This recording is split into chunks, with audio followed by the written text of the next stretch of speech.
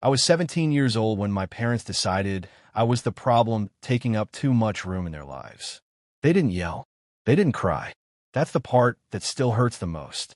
They sat me down at the kitchen table on a Sunday evening like it was a family meeting about chores. The smell of roasted chicken still hung in the air. My plate was untouched, my stomach already tight with dread because Lily was home from college again, slamming doors all weekend and complaining about everything. Mom cleared her throat. We need to talk about living arrangements. Dad didn't look at me. He kept his eyes on the TV, volume low, some football game muted like background noise to my eviction. Lily, my older sister by 2 years, the golden child, was leaned back in her chair, long manicured nails tapping against her phone screen. She didn't even bother pretending this was new information to her.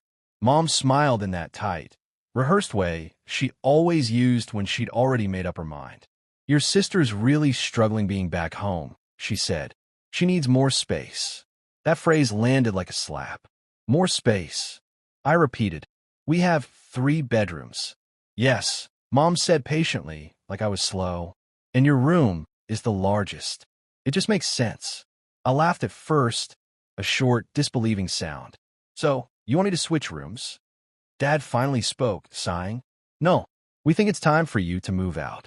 The room went quiet except for the hum of the refrigerator. I remember staring at them, waiting for the punchline. I am 17. You'll be 18 soon, Mom replied. You're mature for your age. Responsible. Responsible. That was always my curse. I worked after school at a hardware store. I paid for my own phone. I didn't cause trouble.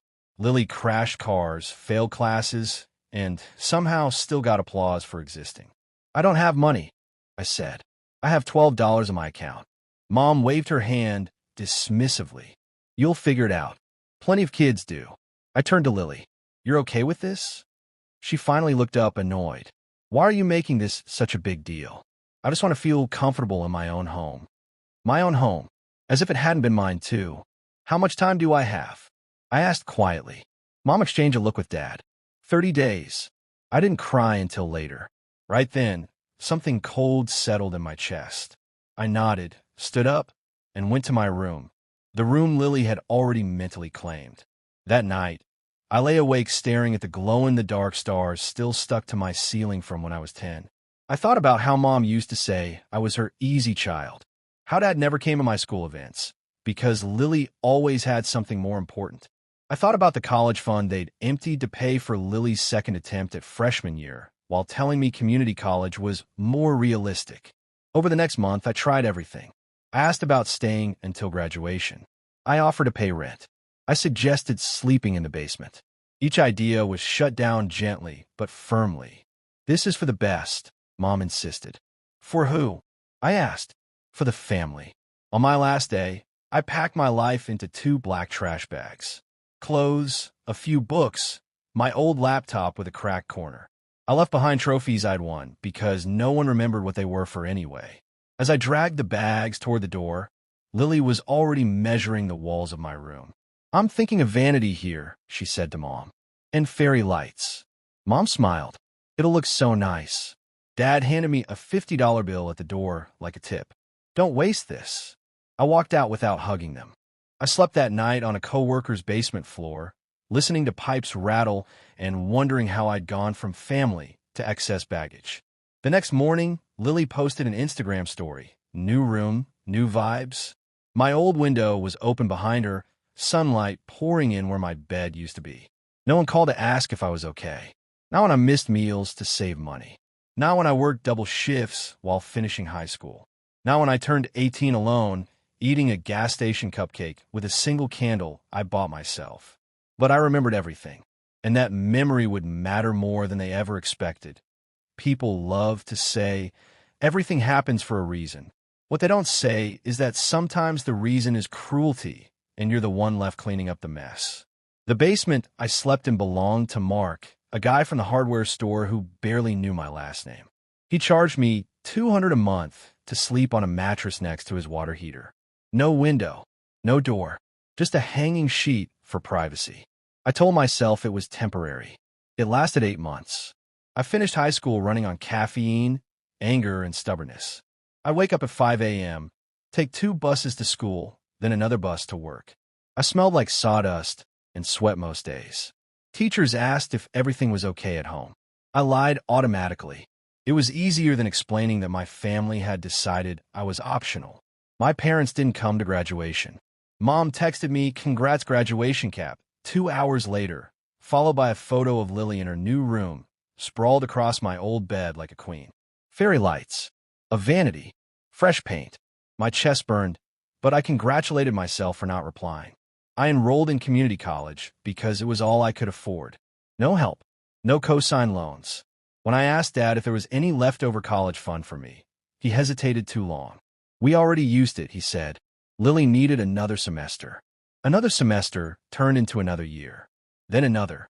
Lily switched majors twice and dropped out quietly. My parents blamed stress. They always did. By 19, I had moved out of the basement and into a cramped studio apartment with peeling paint and a radiator that screamed all night. I worked full-time and studied at night. I learned how to budget down to the dollar. I learned which grocery store threw out bread on Thursdays. I learned that pride tastes better than hunger once you get used to it. The hardest part wasn't the money. It was watching my family from a distance. On Facebook, Mom posted smiling holiday photos with captions like, "So blessed with my kid's red heart," plural. Lily got birthday dinners, trips, a used car when hers randomly died. I got silence. When I stopped initiating contact, no one noticed, except when they needed something. The first call came when Lily wrecked her second car. Mom left a voicemail saying, "We thought maybe you could lend her some money just until insurance kicks in." I laughed out loud in my apartment, a sharp, bitter sound. I didn't call back. The second call came when Dad needed help moving furniture. "You're strong," he said. "Always have been." I was also disposable, so I didn't show up. Something strange happened after that. The guilt faded. In its place grew something steadier, clarity. I wasn't the problem. I never had been. At 20, an opportunity came from nowhere. A regular customer at the hardware store noticed how I handled inventory and offered me a job at his small contracting company. It paid better, had benefits. For the first time, I could breathe without calculating every inhale. I didn't tell my family. I saved aggressively. I worked overtime. I slept less. While Lily moved back home temporarily, again after dropping out, I was building something quietly, brick by brick. On my 21st birthday, I bought myself dinner at a cheap diner and signed paperwork that made my hands shake. I bought a house. It wasn't big. 2 bedrooms, a tiny backyard, a roof that needed work. But it was mine. Every wall, every creak, every corner was proof that I had survived what they tried to erase me with. I sat on the floor that first night, eating takeout straight from the box, and cried harder than I had at 17. Not from sadness, from relief. Still, I didn't post about it. I didn't brag. I knew my family too well. But karma, it turns out, doesn't need an invitation. Because while I was learning how to own a home at 21, my parents were quietly losing theirs. And soon, they would remember exactly who they had thrown away. I found out my parents were in trouble the same way I found out everything else about them after I left, through whispers, half-truths, and social media cracks they forgot to seal. It started with Mom's Facebook going quiet. No more curated smiles. No holiday table spreads. No captions about gratitude. When she did post, it was vague quotes about hard seasons and families sticking together. Lily's post changed too. Designer bags disappeared. Vacations stopped. The used car she'd been gifted months earlier was suddenly in the shop for weeks. I didn't ask questions. I had learned that silence protected me better than curiosity ever had. Then one Thursday evening, after a 10-hour shift and a trip to the hardware store I no longer worked at, my phone rang. I almost didn't answer. The number was familiar in the way old scars are familiar. "Dad." I stared at the screen until it stopped ringing. A minute later, a voicemail notification appeared. "Hey, it's Dad. Call me back when you can. It's important. Important." That word used to mean Lily needs something. I didn't call back that night. The next morning, Mom called. Then Lily. Then Dad again. By noon, my phone buzzed with a group text I hadn't been included in for years. "We need to talk as a family." I felt my pulse thudding in my ears. Against my better judgment, I replied with a single word. "Why?" Mom answered almost instantly. We're in a bit of a situation. That phrase made my stomach drop. Not because I cared, because I knew exactly what it meant. They needed something. And whatever it was big enough to overcome 2 years of indifference. I agreed to meet them at a cafe near my house. Neutral ground. Public. Safe. They were already seated when I arrived. All three of them on one side of the table, like an intervention. Lily looked thinner, her confidence frayed around the edges. Mom's hair was unstyled, her eyes rimmed red. Dad looked older, smaller. For a moment, none of them spoke. Then Mom reached for my hand. I pulled it back. She flinched, then forced a smile. It's so good to see you. It's been 2 years, I said. What do you want? Dad cleared his throat. We're losing the house. There it was. Mom rushed in. Your father's company downsized.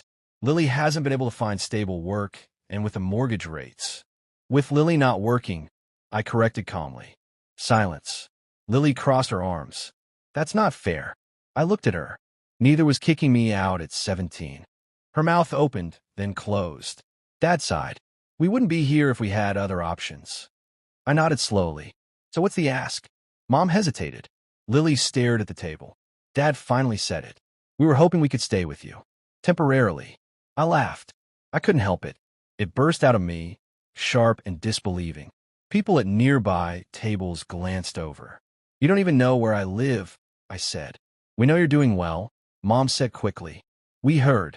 From who? Lily muttered. People. Of course. Dad leaned forward.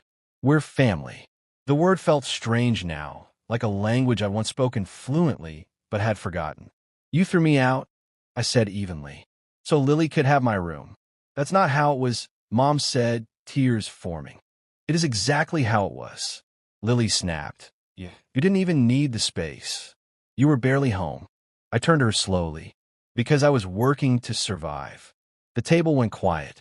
Finally, Mom whispered, we made mistakes. Mistakes. Like misplacing keys. Like forgetting milk. Not like erasing a child. I paid for my coffee, stood up, and said the words they never expected to hear. No. Mom's face crumpled. Please. I paused. I'll think about it. It was the kindest lie I could manage. That night, sitting in my living room, I thought about 17-year-old me dragging trash bags to the door. About birthdays ignored. About silence. And for the first time, I realized I had something they didn't anymore. Power. And what I chose to do with it would change everything that I didn't sleep that night. I walked through my house instead, barefoot on hardwood floors I had paid for myself. I touched the walls, the door frames, the chipped paint I hadn't fixed yet, because it reminded me that this place was earned, not gifted. Every square foot was proof of survival. And now the people who had decided I was expendable wanted access to it. By morning, I knew one thing clearly. If I said yes, it would be on my terms. I texted Mom. We can talk again. At my place. She replied within seconds. Thank you. Thank you so much. She still thought gratitude would soften me. They arrived 2 days later in Lily's battered car. Everything they owned crammed into the back. Mom cried the moment she stepped inside. Dad whistled softly, looking around. This is really nice, he said, like he was surprised I was capable of anything. Lily walked straight past me, peeking into rooms. Which one would I get? That old, familiar heat flared in my chest. Stop, I said. She turned, startled. We're not doing this like before. We sat at my dining table. My table. I placed a folder between us. Dad frowned. What's this? Rules, I said. Conditions. Mom's smile wavered. Sweetheart, we're family. You used that word when it benefited you, I replied calmly. Now listen. I opened the folder. First, I said, this is temporary. 3 months. Not 4. Not until things get better. 3. Dad opened his mouth. I raised a finger. Second, Lily gets the small bedroom. You get the couch. Lily's face flushed. Excuse me. You're unemployed, I said. And you wanted space so badly, remember? This is all I have. Mom whispered, that room barely fits a bed. Funny, I said. I'm managed at 17. Silence. Third, I continued, you will contribute. All of you. Rent. Groceries. Utilities. I don't care how you split it. Dad swallowed. We don't have much. You had enough to throw me out, I said. Figure out. Lily scoffed. This is ridiculous. You're enjoying this. I looked her dead in the eye. You enjoyed my room. That shut her up. And finally, I said, closing the folder, we talk about the past. No pretending it didn't happen. No rewriting it. If anyone crosses boundaries or disrespects me, you leave. Immediately. Mom was crying openly now. You're punishing us. No, I said quietly. I'm protecting myself. They agreed. What choice did they have? The first week was awkward, but manageable. The second week, the mask started slipping. Lily complained constantly. About the room. About the food. About the Wi-Fi. She borrowed my clothes without asking. Left dishes in the sink. Acted like this house was just another temporary stop before her real life resumed. One night, I came home to find her sitting on my couch, feet on my coffee table, friends over. Loud music. Beer bottles. Did you ask? I said. She rolled her eyes. Relax. It's not a big deal. It was always not a big deal when it was happening to me. Everyone out, I said. Her friends stared. Lily laughed. You're serious? Yes. After they left, she exploded. You think you're better than us now? I think this is my house, I replied. And you're a guest.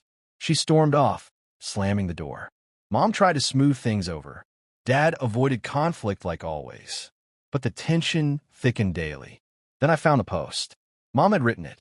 A long Facebook essay about hard times, about opening her heart to forgiveness, about how even when children stray, parents never stop loving. The comments were full of sympathy. Someone wrote, "At least your daughter let you stay with her." Daughter. Singular. I realized then they weren't just staying with me. They were using me to rewrite history, to look like victims, to feel entitled all over again. And I was done letting that happen. Because the next condition I enforced would be the one they never saw coming. I didn't confront them about the Facebook post right away. That was the old me, reactive, emotional, desperate to be understood. The new me watched, listened, waited. Over the next 2 weeks, everything unraveled on its own. Lily missed job interviews because she forgot. She told Mom I was hostile because I asked her to clean up after herself. Dad started hinting that 3 months might not be realistic. Mom reposted inspirational quotes about forgiveness and sacrifice, carefully framing herself as the long-suffering parent holding the family together. None of them mentioned why they needed my house in the first place. The final straw came on a Tuesday night.